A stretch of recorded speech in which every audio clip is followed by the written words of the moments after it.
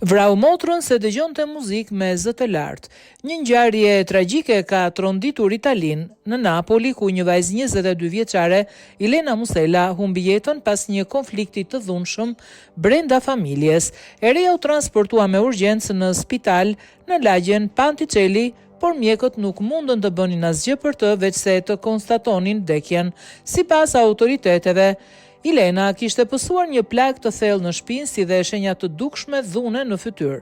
Pas vrasjes është arrestuar vllai i saj Giuseppe Musela, 28 vjeç, i cili pas ngjarjes ishte larguar nga vendi i krimit, por u dorëzua gjatë natës në polici duke pranuar fajsinë.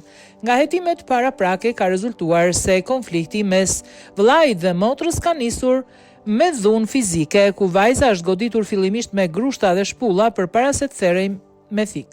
Burimet hetimore kanë bërë me dije se shkaku i sherrit dyshohet të ketë qenë muzika me volum të lartë, pasi 28 vjeçari kërkonte të flinte. Debati verbal ka degraduar shpejt në një akt ekstrem dhune. Ngjarja mendohet të ketë ndodhur në rrugë mes britmave që alarmuan banorët e zonës, të cilët njoftuan menjëherë autoritetet. Hetimet po kryen nga policia e shtetit italian në drejtimin e prokurorisë së Napolit.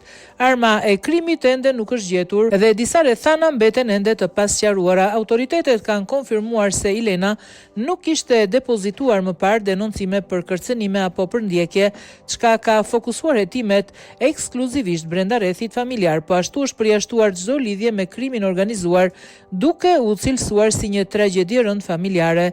Familja Musela jetonte në lagjen Konokal, në një zonë me banesa sociale ndërtuar pas tërmetit vitit 1980.